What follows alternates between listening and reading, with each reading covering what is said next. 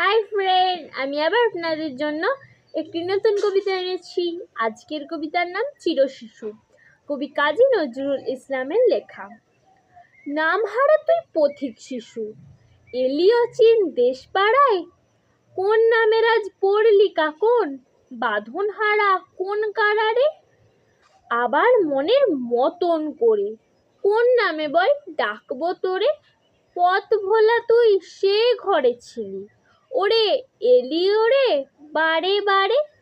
নাম হারায়ে ওরে জাদু, ওরে মানিক, আধার ঘরে রতন মনি। ক্ষুদিত ঘর ভরলি এনে, ছোট্ট হাতের একটু ননি। আজ যে শুধু নিবিড় সুখে, কান্না সায়র উথল বুকে।